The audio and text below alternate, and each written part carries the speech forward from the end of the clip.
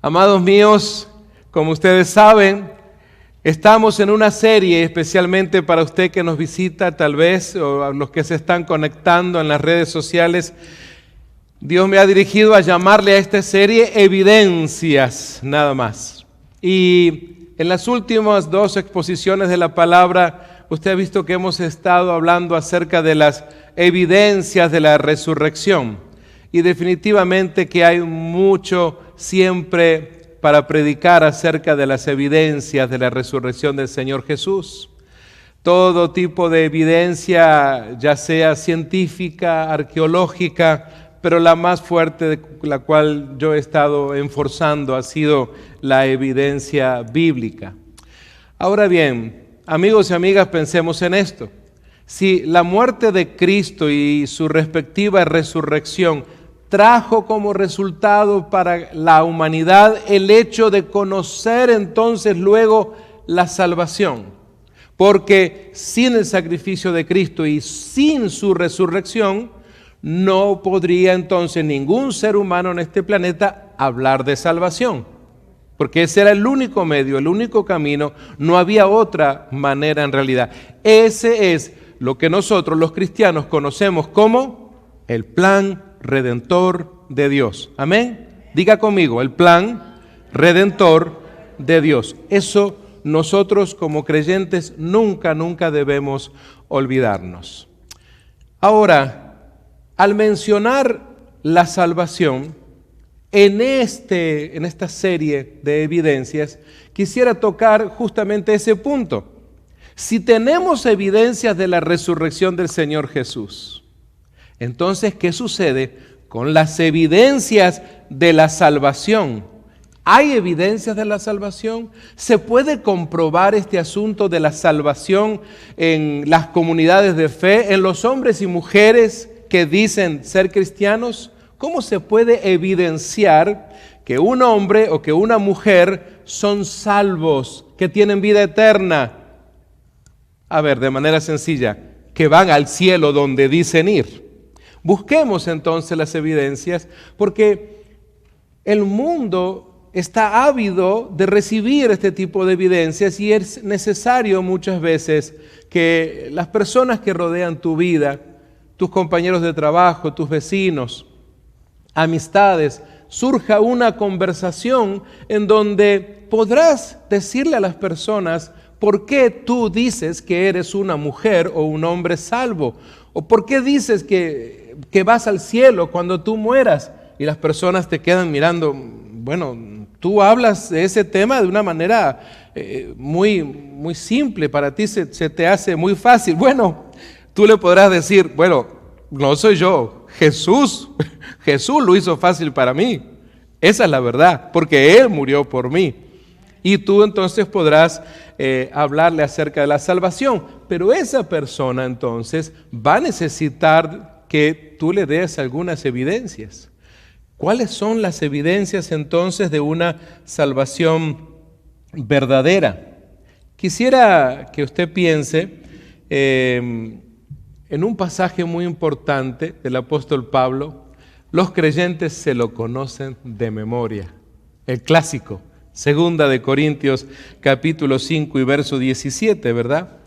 El apóstol Pablo habla muy claro y dice, bueno, las cosas viejas pasaron, he aquí todas son hechas iguales a las otras. ¿Qué dice su Biblia? Todas son hechas nuevas, completamente nuevas.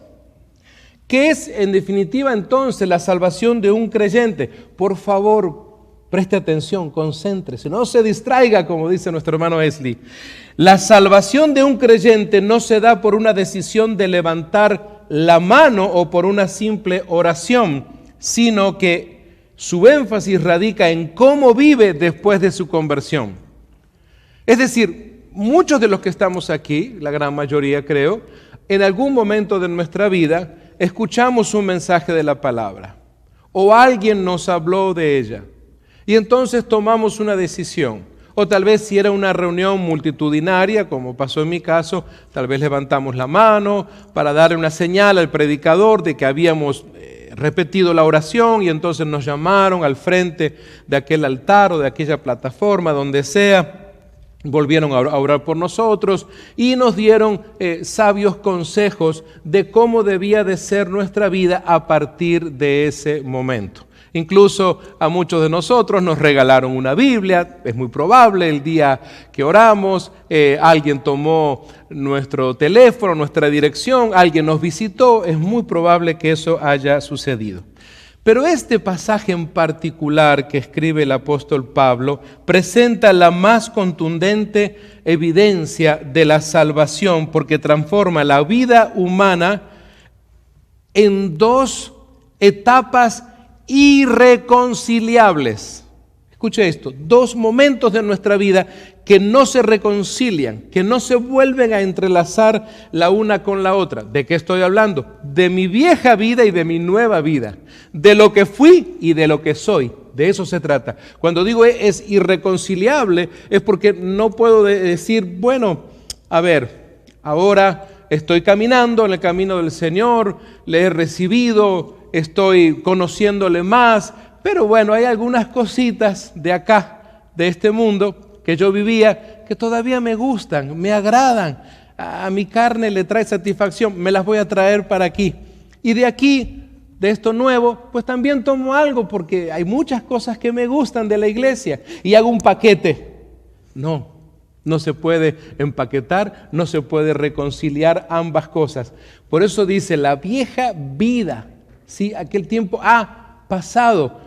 No puedo entonces reconciliar o traer algo de aquí para allá. Ese es el asunto.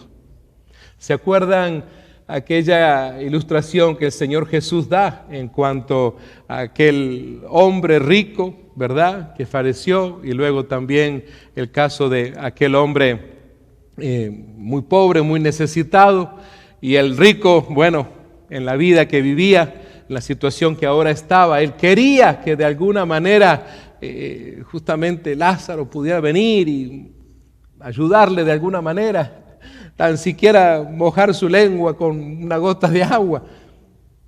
Pero se le dice, lo sentimos mucho, le dice, Señor, eso no es posible.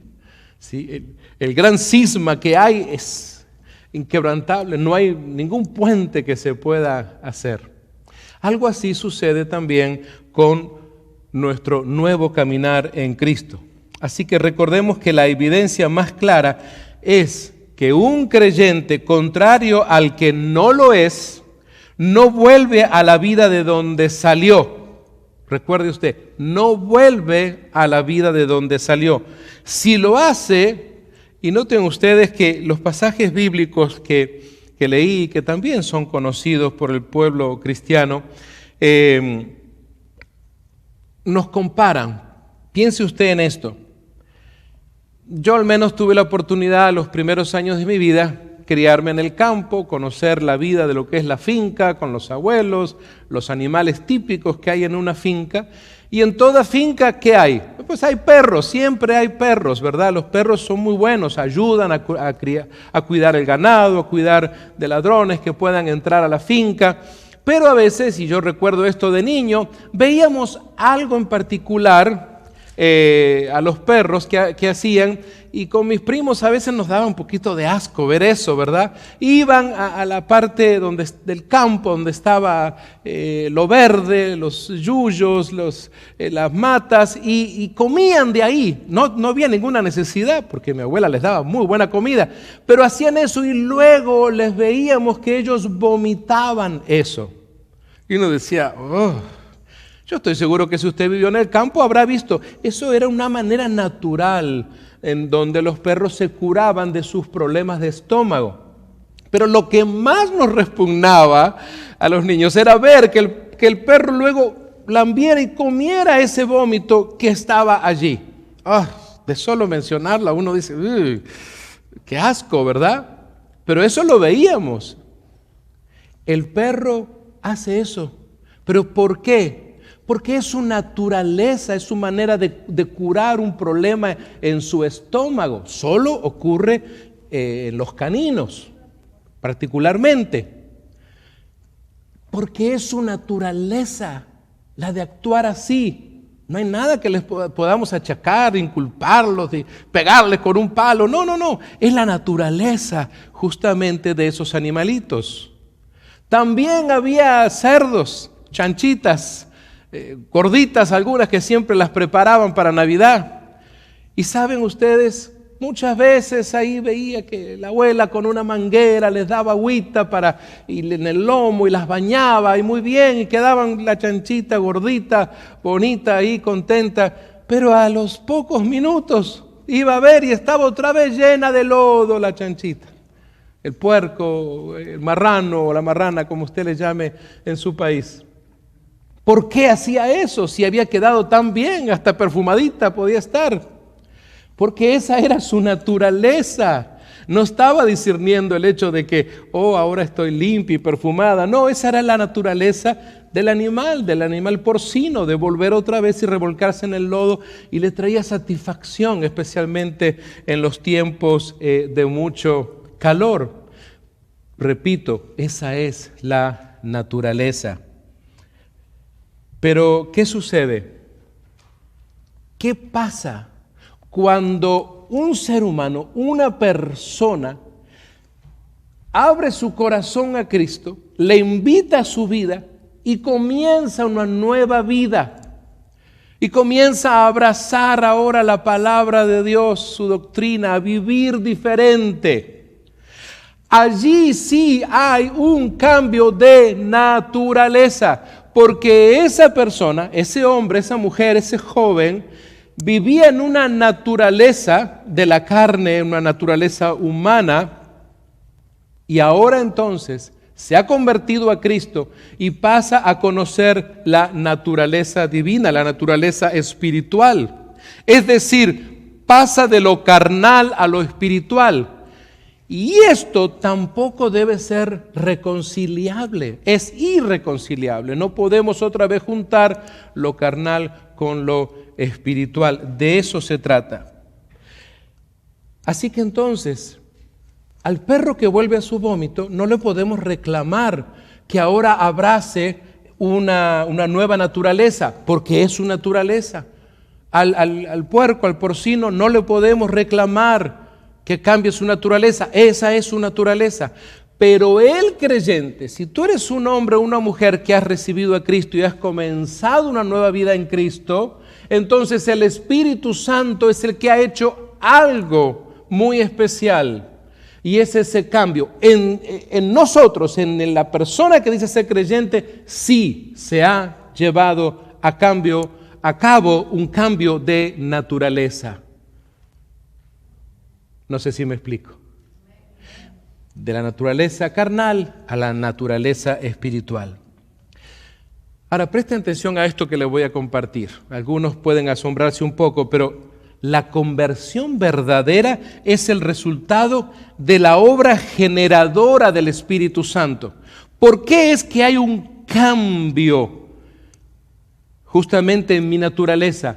Porque el Espíritu Santo regenera. Pero no regenera lo mismo. No es de que te regenera y te va a dar la oportunidad de más pecado, de más mentiras, de más malos pensamientos, de más corazón endurecido, sino que te regenera o nos regenera para esa nueva naturaleza, para esa nueva vida.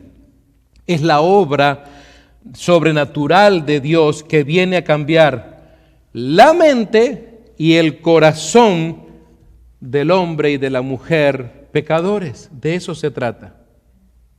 De modo que la salvación no es el cambio de opinión, sino un cambio de corazón. No es de que, bueno, ahora que estoy yendo a la iglesia, pastor, bueno, tengo una manera diferente de opinar, tengo una manera diferente de sentir. No es un cambio de opinión, no es un cambio de sentimientos, es un cambio de naturaleza. Deberíamos, creo yo, amados, explicarles a esos amigos que a veces nos dicen, oye, pero ¿por qué eres así? ¿Qué te pasa? Si antes te gustaba ir conmigo a tomar unas chelitas, si antes te gustaba echarte unos chistes conmigo y hacer esto y hacer lo otro. Creo que muchos cristianos dan una respuesta totalmente equivocada. Cuando le dicen al amigo, oh amigo, mira, es que ahora estoy yendo a la iglesia. ¿Y qué le estás diciendo a tu amigo con eso? Oh no, fíjate que ahora me hice miembro de una iglesia. Ok. No, fíjate que me bauticé. Ok, te dice tu amigo. ¿Y cuál es el problema? Todo cambia si tú le dices, espérate, no se trata de todo eso. Se trata de lo que el Espíritu Santo de Dios hizo en mi vida y ha traído un cambio de naturaleza, ¿sí? No te condeno porque yo estaba tal vez haciendo las mismas cosas que tú hacías y yo las hacía contigo. Yo no te condeno, pero quiero decirte que el cambio que tú ves no es a que me cambié de religión, no es a que me bauticé, no es a que me hice miembro de una iglesia, no. Este cambio, mi amiga y mi amigo, que tú ves, al menos contemplo yo que deberíamos más o menos hablar así, es el hecho de un cambio de naturaleza. Hay una naturaleza dentro de mí que está en esa etapa constante de cambio. De eso se trata. Nadie dijo amén, pero créame que es la verdad. Créame que sí. Amados míos, la salvación, de acuerdo a la profecía, quisiera que tome nota y después lo lea usted, Ezequiel capítulo 36 y verso 26, es que Dios quita nuestro corazón de piedra y pone un corazón de carne, es decir, un corazón vivo que puede responder a la voluntad de Dios. Es por eso que usted ve gente que sirve al Señor en las iglesias, porque su corazón de piedra ha sido cambiado en ese corazón de carne, es decir, un corazón que ahora es sensible. Son esas personas que escuchan una necesidad, que saben de que hay algo que pueden hacer para servir al reino de Dios y se accionan, no espera que se lo digan 2 o 3 veces. Mis amados, ahí viene el test, nuestra evaluación, ¿sí?, de cómo estamos en cuanto a las evidencias de nuestra salvación. ¿Están sucediendo estas cosas? ¿Puedes tú corroborar en tu vida de que aquella naturaleza vieja verdaderamente ha quedado atrás? De que la nueva naturaleza entonces ahora gobierna tu vida, donde Dios es soberano en tu vida, donde hay esa dependencia del Espíritu Santo de Dios. Y déjeme decirle que esa es una clave muy importante, la dependencia del Espíritu Santo de Dios. Porque no quiere decir que ya no eres más tentada o ya no eres más tentado, claro que sí, de repente más. No quiere decir que no vas a estar en oportunidades de caer en desagrado a Dios, ya sea en una mentira, ya sea en malos pensamientos, en momentos donde vas a sentir ira hacia alguien por una cosa que pasó, etcétera, muchas cosas. Pero la dependencia del Espíritu Santo de Dios es lo que te va a ayudar entonces a que esa nueva naturaleza que tienes sea la que crezca y que aquella vieja naturaleza cada día, cada hora, cada minuto mengüe más y más, ¿sí? La clásica historia de nuestro querido Billy Graham hablando de la salvación con aquel perro negro y aquel perro negro, blanco, ¿verdad?, donde él siempre ilustraba la importancia de que alimentáramos nuestra alma para someter a nuestra carne. De eso se trata. Esa es otra evidencia. El creyente tiene que estar siempre en esa lucha de que su alma crezca, ver la manera de ser alimentado constantemente. No se espera al día domingo para ver si de repente escucha un buen mensaje que alimenta su alma, sino que cada día ve la manera de buscar de Dios. Reserva tiempo de oración, se lee la palabra, participa de un discipulado. Dicho sea de paso, dentro de pocas semanas comenzaremos una nueva serie de discipulado aquí en Nueva Esperanza. Y mis amados, ¿sabía usted que la obra, escuchen bien esta pregunta, porque tal vez algunos van a decir, wow, yo nunca había escuchado decir algo así, pero quiero que piense, reflexione, contemple en esto. Y usted puede decirme si de repente estoy equivocado o no. Pero mire, la obra de la salvación es más grande que la creación. Espérese, todavía no me apedree, todavía no, deme oportunidad. Estoy diciendo que la obra de la salvación es más grande que la creación. Y alguien dirá, Pastor Roberto, ¿se da cuenta usted lo que está diciendo? Sí, claro que me doy cuenta de lo que estoy diciendo, pero permítame que le explique la perspectiva. Mire, el mundo fue creado ¿de qué? De la nada, absolutamente de la nada. Y el Señor de esa nada hace algo maravilloso, ¿sí? No había nada malo, no había nada contaminado, solamente de la nada hace todo, ¿cierto? ¿Hay algún cristiano que está de acuerdo conmigo? Que Dios es creador de todo desde la nada. Ni siquiera un granito de arena tuvo que utilizar, no, de la nada. Nada es nada, señoras y señores, punto. De esa nada crea todo.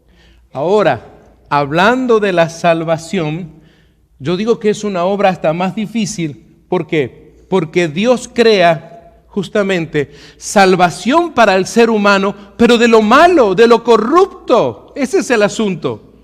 Toma a hombres y mujeres malos. ¿Cuántos de acá pueden decir, no, yo era una mujer muy buena y muy buen hombre antes de mi conversión? No. Tal vez eras una persona, no sé, con principios morales, eras un buen trabajador, no lo dudo, eras un profesional también, sí, todas esas cosas buenas. Pero no que eras bueno delante de Dios, porque no eras justa ni justo. No hay justo ni aún uno, dice la palabra de Dios. Mis amados, entonces, ¿por qué digo esto? Porque fíjense ustedes que el Señor Jesús entonces, toda una preparación para llegar a la cruz, ¿sí? Dios, creador de la nada, un día, en 6 días, crea todo. Pero el Señor Jesús lo hizo a partir de usted y de mí. Ese es el asunto. Que estábamos perdidos.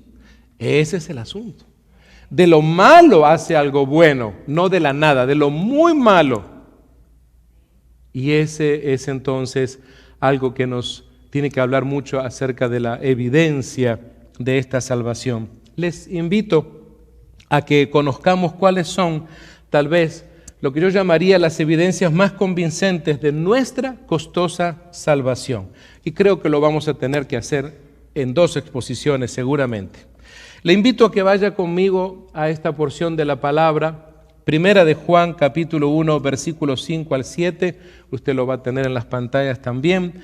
Primera de Juan, primera carta, no es el Evangelio, primera carta de Juan, capítulo 1, versos 5 al 7. Este primer punto quiero compartirles, es una evidencia convincente de la salvación, que andamos en luz como Dios está en luz. Lea conmigo este pasaje, dice Juan escribiendo a los expatriados: este es el mensaje que oímos de Jesús y que ahora les declaramos a ustedes, dice Juan. Dios es luz y en Él no hay nada de oscuridad. Por lo tanto, mentimos si afirmamos que tenemos comunión con Dios, pero seguimos viviendo en oscuridad espiritual. Es decir, mentimos si todavía pretendo tomar de mi vieja naturaleza y juntarla con mi nueva naturaleza. Pero seguimos viviendo en oscuridad espiritual. No estamos practicando la verdad, dice Juan. Y termina diciendo el verso 7, si vivimos en la luz, así como Dios está en la luz, entonces tenemos ¿qué? Tenemos comunión unos con otros, y la sangre de Jesús, su Hijo, nos limpia de 2 o 3 pecados. De todos nuestros pecados. ¿Quién es? La sangre justamente del Señor Jesús. ¿Se da cuenta entonces lo que es esta obra de salvación? Ahora, el texto nos dice que Dios es luz. Cuando vemos esto en la Biblia, lo primero que pensamos es ¿en qué? en la santidad de Dios. Sin embargo, en esta carta, la definición tiene otro significado. Déjenme compartirles esto. Los gnósticos pensaban, y estamos hablando de que esta secta ya existía en el primer siglo de la era cristiana. Imagínense ustedes, nuestros hermanos en la fe, en el primer siglo ya luchaba con el gnosticismo. Si usted dice, hoy andan hoy por ahí, por todas partes, imagínense, qué tremendo para aquellos. Porque hoy nosotros tenemos pues la palabra de Dios. Ellos no andaban con una Biblia a la mano como usted y como yo, no la tenían que lo que iban escuchando en las casas, en las iglesias donde se reunían. Noten ustedes que aquí vemos una advertencia de la palabra. Si decimos que tenemos comunión, porque tengo que explicar un poquito más este asunto del gnosticismo. Ellos andaban en oscuridad, mentían, había mucho esoterismo, ¿sí? También había características que no se podían conocer y que solo unos maestros aventajados podían hacerlo, decían ellos, en cuanto a esa relación con Dios, porque solamente se enfocaban en un conocimiento nada más, pero no en una relación con Dios. La advertencia de la palabra de Dios en este caso es, si decimos que tenemos comunión con Él, o sea, el creyente ha aprendido esto, soy cristiano, soy cristiana y ahora tengo una relación con Dios, pero si digo eso y andamos en tinieblas, es decir, si todavía mi manera de actuar es como mi vieja naturaleza, entonces soy ¿qué dice la Escritura? Un mentiroso. Dice ahí, mentimos. Así. Amados, recordemos que Juan 8:44, y ahora sí me refiero al Evangelio, dice, pues ustedes son hijos de su padre el diablo. ¿Quién está hablando? Jesús está hablando. No es solo los discípulos, habían llegado esa gente de esas sectas de fariseos y saduceos y otros eos. El asunto es que Él les dice, ustedes son hijos de su padre, el diablo, y les encanta hacer las cosas malvadas que Él hace. Noten ustedes cómo Jesús discernía en sus mentes, aunque ellos estaban ahí, en la multitud, en la bola de gente ahí. Para el Señor Jesús no era nada difícil discernir quién era quién. Y entonces les está hablando y les dice, Él ha sido asesino desde el principio y siempre ha obviado la verdad. Porque en Él no hay verdad, les dice Jesús. Cuando miente, actúa de acuerdo ¿a qué? A su naturaleza. Porque la naturaleza de Satanás es mentiroso, dice Jesús, y es el padre de mentira. Ese es el asunto. Si un ser humano entonces se comporta mintiendo, esa es la naturaleza que ha abrazado, una naturaleza diabólica, una naturaleza de Satanás, del diablo, dice aquí el Señor Jesús, Juan 8:44. Así que entonces, mis amados, fíjense en ustedes justamente el poder de la mentira, de poder entonces hacer que una persona todavía esté experimentando su vieja naturaleza. ¿Por qué es entonces, si alguien te pregunta, bueno, solucionemos esto, con una mentirita, hagamos una mentira, escribamos acá esto y solucionamos este problema? En la fábrica, en el negocio, donde sea. Constantemente el mundo está expuesto a que estas cosas puedan suceder. Cambiemos los reportes, hagamos algo que nos beneficie a ti y a mí, te puede decir un compañero de trabajo. Y tú entonces le dices, no, yo no voy a hacer eso. No, oye, ¿cómo no vas a hacer eso? Esto nos va a ayudar, nos van a dar de repente una promoción a otra oficina, etcétera, etcétera. Y tú le dices, no, es que yo no hago eso. Y la persona, tu compañero o quien sea, se enoja y dice, a ver, pero ¿qué te pasa? ¿Por qué? Al fin y al cabo, no te vengas a hacer acá el súper bueno, es algo que no tiene nada que ver, es algo sencillo, todo el mundo lo hace. Y tú le dices, no, mira, lo siento. Si tú le dices, es que ahora estoy en la religión, es que ahora me hice miembro de una iglesia, es que ahora me bauticé, la persona dice, bueno, es por religión. Entonces tú le dices, no, ¿sabes por qué no lo hago? Porque ahora tengo una relación con Dios. No es que me he cambiado de religión, tengo una relación con Dios. Y aún esa pequeña mentira, como tú le dices, es como en el libro de Proverbios que habla de esas moscas, ¿sí? Que una sola puede ayudar a que se pudra el resto de lo que sea. Entonces, le ayudas a entender a la persona que hay un cambio de naturaleza. O sea, no miento porque soy religioso, no hago mentiras porque ahora pertenezco a una iglesia, sino porque hay un cambio de naturaleza. Sí, alguna vez pertenecí en eso, estuve haciendo esos asuntos, engañé a personas con mentiras, engañé a mi mamá, a mi papá, lo que sea, dije muchas mentiras, pero ahora no es que no miento por mi nueva religión, no, sino que no miento por mi nueva naturaleza, que es la que el Espíritu Santo te está dando. Pero escúchame esto, tú no vas a poder decirle esto si realmente esto no está pasando. No vas a poder decirle esto si no estás viviendo esa experiencia del Espíritu Santo. Por eso, algunos de ustedes recordarán, hemos estado semanas, los días viernes, hablando sobre el Espíritu Santo. Amados, de eso se trata cuando hablamos de ese cambio de naturaleza. Es una evidencia de la salvación en el creyente. Una persona que tiene comunión con Dios es creyente, y si no tiene comunión con Dios, pues no es creyente. ¿Por qué se dice esto? Dirá usted. Bueno, porque no hay comunión entre la luz y las tinieblas. La tiniebla pertenece al diablo y la luz pertenece a Dios. No hay verdad en la confesión de una persona que se dice ser creyente y vive en tinieblas. Ese es el asunto.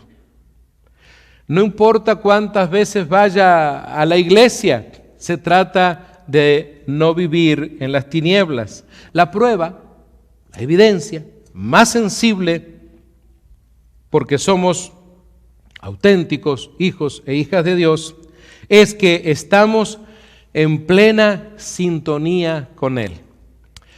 Hoy en día, esta ilustración que quiero darles puede ser que sea un poquito antigua, porque yo sé que en sus carros, en los vehículos que ustedes usaron para venir hoy a la iglesia, si usted quiso sintonizar una radio, como es todo la era digital, solamente con botoncitos, ¿verdad? Usted aprieta el botón, quiero el 1, el 2, el 3, y automáticamente esa radio hace y busca la radio que usted quiere y se la pone, y ya está. Pero algunos de ustedes recordarán, si son gente joven como yo, que había unas radios en donde había una perilla que la íbamos dando vuelta, girando y girando, y la agujita se iba moviendo, ¿sí? Hasta encontrar la sintonía de la radio o el programa que queríamos escuchar. Pero ustedes recordarán, mientras le íbamos pasando, usted escuchaba un ruido así medio raro, porque ahí no hay sintonía. Está la radio, hay un sistema allí que estaba buscando el momento donde... Y si usted se pasaba un poquito, ya tenía que volver porque perdía la sintonía. En cierta manera, permítame compartirle esa ilustración donde el creyente busca constantemente estar en sintonía con Dios. Ahora, tú tenías que hacer un trabajo, tomar la perilla y comenzar a moverla. Hay un trabajo del creyente y es esa búsqueda constante para estar en sintonía con Dios. Pero para estar en sintonía con Dios, obviamente no puedo estar con un pie en las tinieblas, con un pie en mi vieja naturaleza y otro pie en mi nueva naturaleza, porque obviamente entonces no va a haber sintonía, y en esa radio de Dios se escuchará el ruido, no va a haber sintonía. Y aquí no se vale, no es digital esto, no es apretando un botoncito, es tu decisión de vida justamente.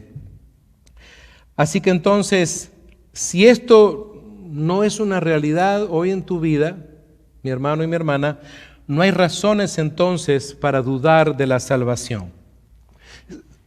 Es decir, si la sintonía está siempre funcionando, desde que te levantas, estás viendo la manera de decir, ves la luz del sol, más allá de que esté nublado afuera o haya mucho sol. Desde que comienzas a decirle, Señor, gracias, mis ojos se abrieron.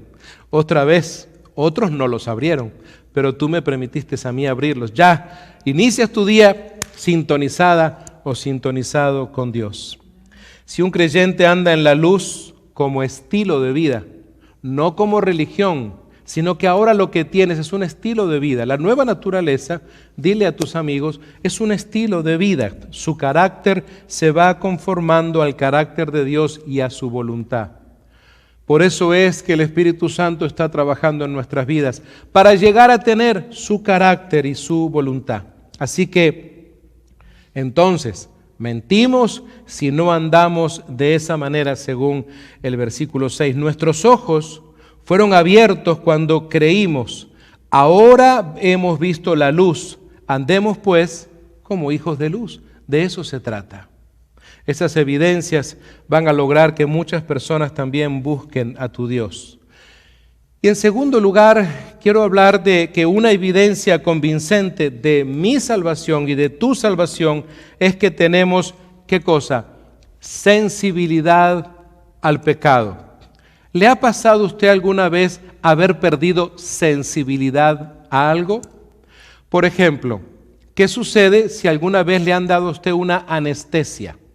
Una anestesia para una cirugía, por ejemplo, una anestesia muchas veces cuando vamos al odontólogo nos tienen que dar una anestesia para que el odontólogo pueda trabajar, pueda hacer la extracción, pueda reparar su pieza dental, etcétera. Y esa anestesia hace que usted pierda la capacidad del dolor. Y a veces el dentista le dice, ¿está todo bien? ¿Te duele? Y usted le dice, no, tranquilo, sigue trabajando. Debería de dolerle en gran manera si no le hubiera puesto anestesia. De hecho, a veces pareciera que es imposible que te hagan un trabajo en una pieza dental si no te han dado anestesia. Duele mucho. Así que la anestesia te quita la facultad de sentir dolor. Eso es lo que hace la anestesia. Y cuidado que no se vayan a pasar. El asunto entonces es que de alguna manera en el campo espiritual sucede eso. Si nuestro enemigo logra anestesiarnos de alguna manera y perdemos la sensibilidad al pecado, es como cuando de repente la persona, después de que ha aceptado a Cristo, pasan años, 5, 10, 15, 20 o 30 años, y sucede que lo anestesia nuestro enemigo y no se da cuenta. Y entonces se echa una mentirita. No pasó nada. Una mentirita blanca, una mentirita piadosa, pastor. Hasta espiritualizan la mentira. ¡Bárbaros! Sí, fue piadosa. Todo estuvo bien, pastor, no pasó nada. Y así con otras cosas en su vida que va aumentando eso. Y entonces pierden la sensibilidad a decir, caramba, a lo que yo llamé pequeña mentirita, en realidad es algo que desagrada a mi Dios. Y peor cuando algún creyente dice, no, hombre, tengo ya 20 años, 30 años en Cristo. Todo el mundo lo hace. Ese tipo de respuestas habla de que has perdido esa sensibilidad al pecado. Y recuerda, de una te va a llevar a otra, y a otra, y a otra. Y cuando quieres acordar, tu vida es más carnal que espiritual. Ese es el punto. Quiero llevarles otra vez a la primera carta de Juan, capítulo 8, versículo 10. Primera carta de Juan, capítulo 1, versículos 8 al 10. Nuestra hermana Andrea ahí se los va a poner en la pantalla. Noten ustedes que si decimos que no tenemos pecado, nos engañamos, dice Juan, a nosotros mismos, y la verdad no está en nosotros. Si confesamos nuestros pecados, noten ustedes esa palabra, si confesamos, es un condicionante, Él es fiel y justo para perdonar nuestros pecados y limpiarnos de toda maldad.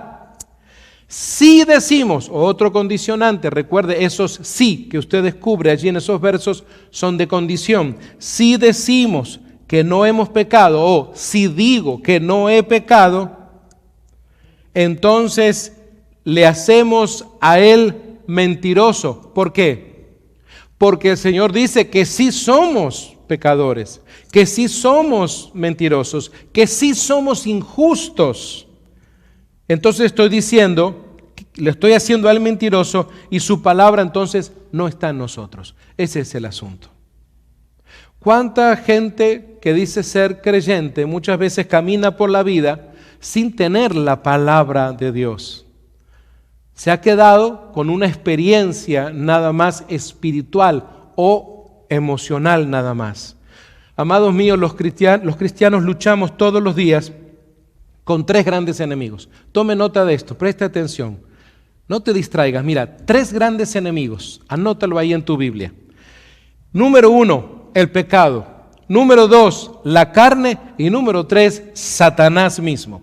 De estos tres, la lucha contra el pecado es sin cuartel. ¿Ha escuchado usted esa expresión? Cuando dicen sin cuartel, porque antes cuando había, digamos, luchas, por ejemplo, usted sabe que este país tuvo una gran guerra civil para luego llegar a lo que es hoy, pero había cuarteles donde después de un enfrentamiento, o si un grupo de soldados, digamos, estaba perdiendo la batalla, podían salir y refugiarse y terminaban en lo que llamaban el cuartel. Se abrían las puertas, ellos entraban, cerraban y ya, bueno, los que habían quedado se medio salvaban, digamos, allí.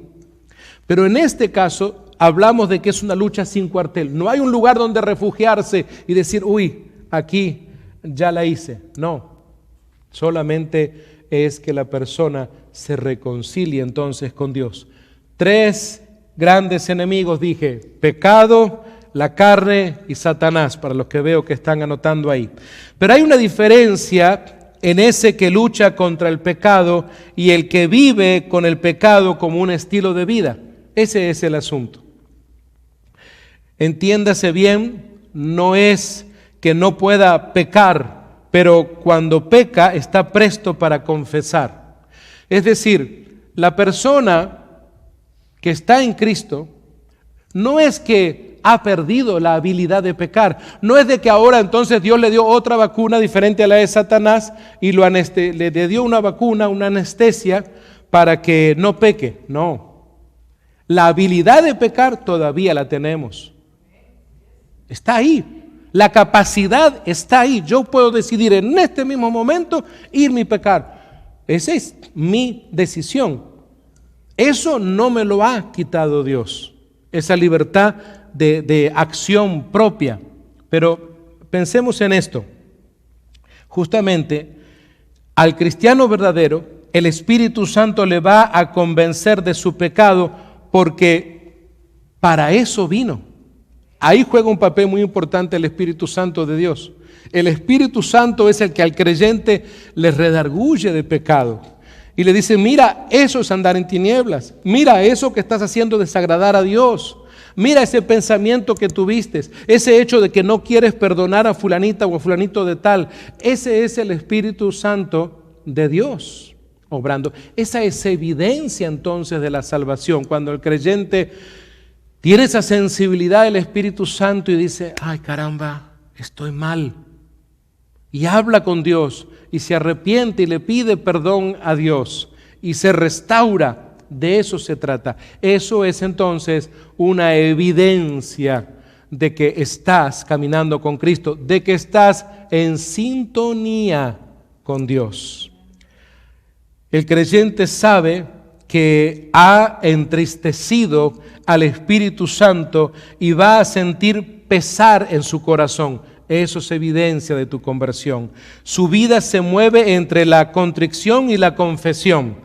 Un auténtico creyente no tiene un corazón de piedra, sino de carne. Porque el que está en tinieblas simplemente dice, bueno, toda la gente lo hace, todo el mundo lo hace. Pero el que está entonces en la luz, cuando a veces sucede una situación pecaminosa, el asunto es que se confiesa a Dios. Él no se engaña a sí mismo sobre el pecado. Ese creyente sabe que es propenso a caer en él, pues ha sido perdonado. Vive con una naturaleza humana ya redimida. Pero aquel que aún persevera en las tinieblas, lo que tiene es justamente una naturaleza humana no redimida. Y también lo hace mentiroso al que dice que no tiene pecado. Por eso Juan dice, si afirmamos que no tenemos pecado, lo único que hacemos es engañarnos a nosotros mismos y no vivimos en verdad. ¿Cuánto hombre y mujer que dice que es cristiano justamente vive en una situación como esta, donde se autoengañan constantemente por no tener conocimiento de la palabra? El sentido de esto tiene que ver con la presencia del pecado en el cristiano y él también y el potencial que tiene de pecar. De eso se trata. El potencial de pecar, Dios no te lo ha quitado.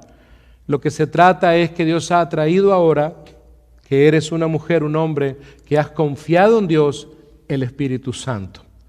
Es una triste realidad que a veces el diablo usa nuestras experiencias espirituales más sobresalientes para engañarnos muchas veces. Considere este ejemplo: un creyente que ha experimentado una comunión íntima con nuestro Señor corre el riesgo ¿de qué? De creer que es invencible. Tengo muchos años en el Evangelio, Satanás me hace los mandados.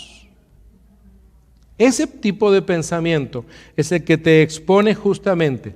Ahí es donde Satanás te quiere. Sí. Crees que tú ya me has vencido. Así que crees que tú eres el que me ha ganado. Así que no es ya tu Cristo. Ahora eres tú el que ganó, el que triunfó. ¿Se da cuenta? Ahí es donde Satanás quiere ver a los cristianos, porque comienzan entonces a coquetear con esas tinieblas, comienzan a coquetear con esa vieja naturaleza a la cual nunca jamás debe regresar un creyente. Se considera que no tiene nada de qué arrepentirse muchas veces y por lo tanto se engaña a sí mismo. Ese es el asunto cuando a veces hablamos con algún creyente y se le dice, mira, has visto esto y esto veo que estuvo mal de tu parte.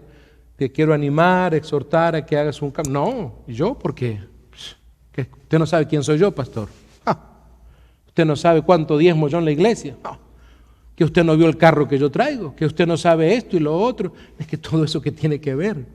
Si no estamos hablando de esos puntos, estamos hablando de tu relación con Dios. Entonces la persona se va siendo partícipe entonces de esa anestesia. Y cuando el creyente no se arrepiente, cuando el creyente entonces deja que eso vaya pasando, se transforma en un religioso nada más. Uno más sentado en las bancas de miles o millones de iglesias en este mundo. Se considera que no tiene nada de qué arrepentirse entonces y vemos que todo creyente genuino, sin embargo, considera la importancia de esto que acabamos de leer en Juan 1:8, porque dice claramente, si afirmamos que no tenemos pecado, lo único que hacemos es engañarnos a nosotros mismos. Quisiera tal vez terminar con lo que nos comparte el rey David en el Salmo 139, versos 23 y 24. Seguramente usted lo va a ver en las pantallas. El rey David dice, hermanos, hermanas, prestemos atención a esta palabra. Mire, examíname, oh Dios, y conoce mi corazón. Pruébame y conoce los pensamientos que me inquietan. Note usted, los pensamientos que me inquietan.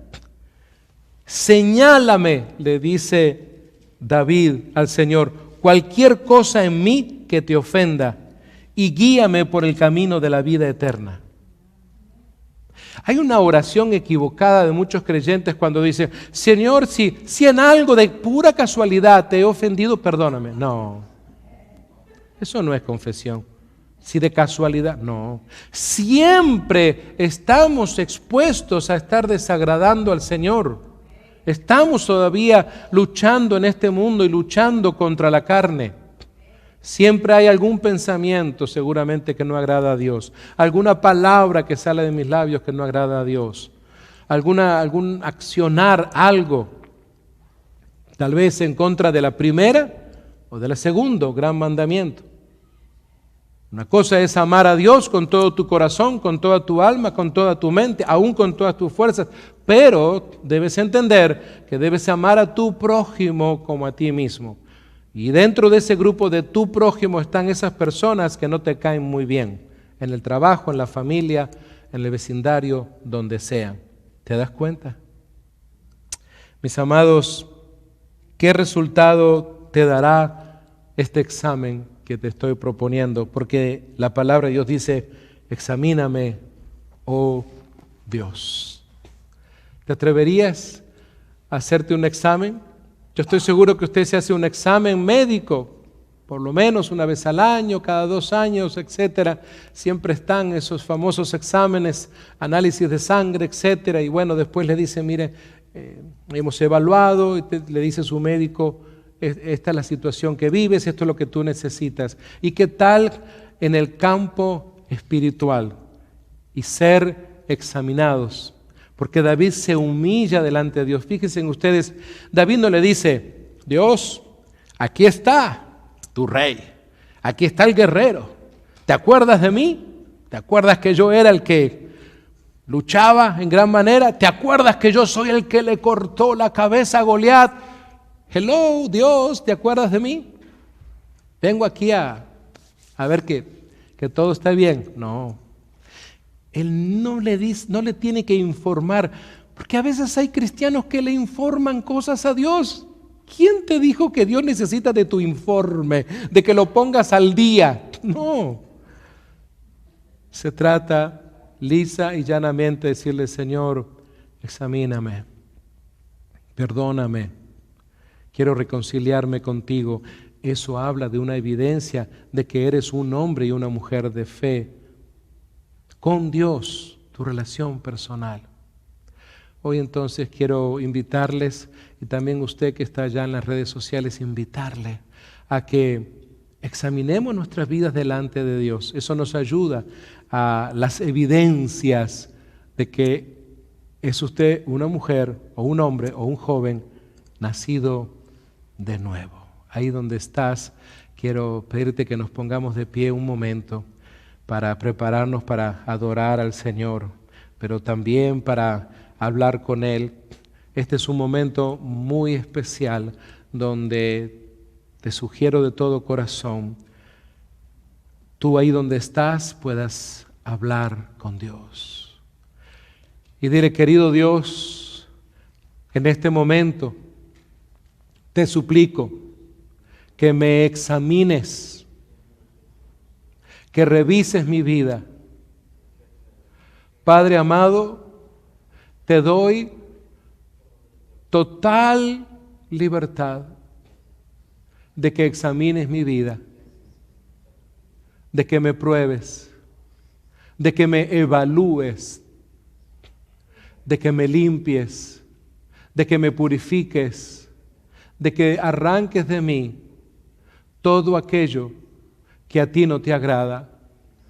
Espíritu Santo, te suplico que me permitas vivir en la verdad, No permitas que yo sea engañado o engañada. Te suplico, Espíritu Santo, que me llenes constantemente de ti. Que mi nueva naturaleza en Cristo crezca y mi vieja naturaleza mengüe y se reduzca cada día más. Te doy gracias porque tú eres en mi vida el que ha hecho el cambio. Tú eres la evidencia de que he nacido de nuevo. En tu nombre poderoso. Amén y amén. Tú que estás en las redes sociales y has orado así, escríbenos en el chat, déjanos saber que podremos seguir orando por ti. Si tú estás este día aquí, has escuchado esta palabra y has decidido orar así, quiero invitarte a que ahora sigas en el proceso de crecimiento, porque justamente ahora en mayo, esta serie que voy a comenzar acerca de ser libres en Cristo, le va a llevar a usted a esa nueva etapa, justamente a ser fortalecida y fortalecido. No te quedes con lo que hoy escuchaste aquí. Ya ve preparando tu mente y tu corazón a separar los días jueves, esas 2 horas de 7 a 9. Desde tu casa vas a poder hacerlo o aquí presencial para crecer juntos en el discipulado. Quiero ayudarles a crecer, a adquirir herramientas, armas para luchar contra nuestro enemigo. En esta lucha, en esta guerra sin cuartel, tenemos que ser equipados como un buen soldado o una buena soldado también del Señor. Quiero animarles a que glorifiquemos al Señor. Si este es un día en el cual tú necesitas oración, si este es un día en el cual tú estás reconociendo que necesitas a Jesús en tu vida, ahí donde estás, solo quiero hacer una oración por ti. Levanta en tu mano allí donde estás. Si tú eres una persona que quiere obtener la victoria, que quiere dar evidencias de que Cristo está en tu vida, levanta tu mano ahí donde estás. Si tú eres una persona que considera que ha salido de las tinieblas a la luz, de la naturaleza vieja a esta nueva naturaleza en Cristo, y estás luchando y quieres perseverar, levanta tu mano ahí donde estás un momento. Es una dinámica entre tú y Dios. Dile: Señor, aquí estoy, te necesito. Señor, necesito que tú me fortalezcas. Necesito que tú me examines y me des la victoria en tu nombre. Reconozco que mi enemigo me está tendiendo trampas. Reconozco que en mi carne están pasando cosas. Quiero que la llenura de tu Espíritu Santo me ayude a librar la batalla. Padre amado, a esta hora, Señor, quiero suplicarte de manera especial por cada hombre, cada mujer que está en este lugar. Cada uno de mis hermanos, hermanas que en este momento han escuchado tu palabra, han reflexionado, Señor, y están ahora dispuestos a que tu Santo Espíritu les dé la victoria. Están dispuestos a ser equipados y equipadas para poder, Señor, agradarte a ti. Padre, ruego que con tu Santo Espíritu ayudes a cada persona que esta tarde, Señor, ha reflexionado y está tomando decisiones. Te suplico que le guardes en el hueco poderoso de tu mano, que le permitas obtener la victoria en tu nombre poderoso, que podamos ver a esos hombres y mujeres victoriosos, llenos de tu Espíritu Santo, sirviéndote a ti de todo corazón. Padre, clamo que les des una victoria grande esta semana, Señor. Que los empoderes con tu palabra. y que puedan ser de testimonio a este mundo que se desangra, a este mundo que nos rodea y que tanto necesita de ti. Te damos a ti la gloria y la honra en el precioso nombre de Cristo Jesús. Amén y amén. Mis amados, vamos a alabar al Señor ahora un momento. Vieron que le hablé un poquito del campo. Otro animal que tenía mi abuelo en el campo eran vacas. Ay, pastor, otra vez. ¿Sabe? Hay algo que llamaba la atención,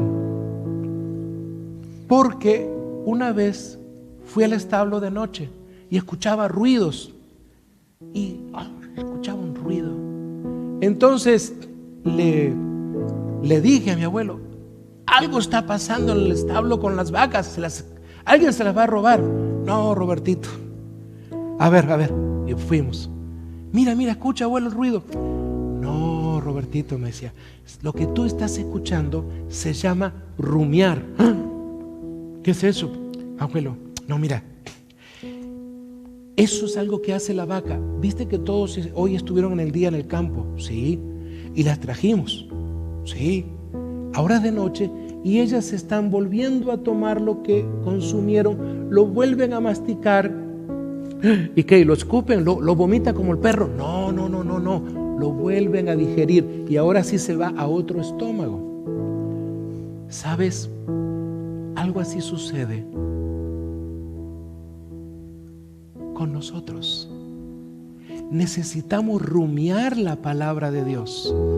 No deje que esto sea un mensaje, otro mensaje más del hermano Roberto. No, rumiar y pensar, a ver, lo que escuché hoy, ¿cómo me sirve? Tal vez esta noche te vas a tu casa o se sientan alrededor de la mesa. Oye, ¿tú qué piensas de lo que dijo el hermano Roberto? Comenzar a pensar. No es el hermano Roberto, se trata de lo que leímos, especialmente la primera carta de Juan. Y rumiar significa volver a reflexionar y pensar. Y ahí es donde sucede el cambio. Ahí es donde el creyente dice: wow.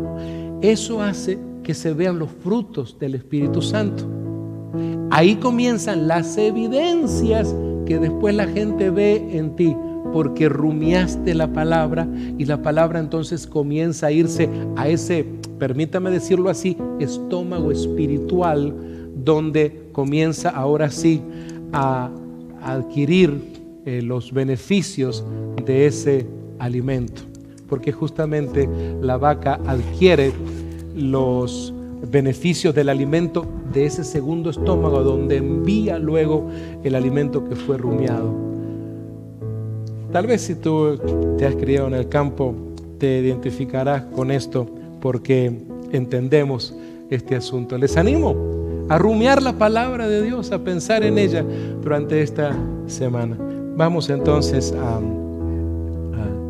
alabar al Señor con un canto más, y luego mi hermano Gabriel García va a pasar aquí para dirigirnos a orar por los diezmos y ofrendas, y luego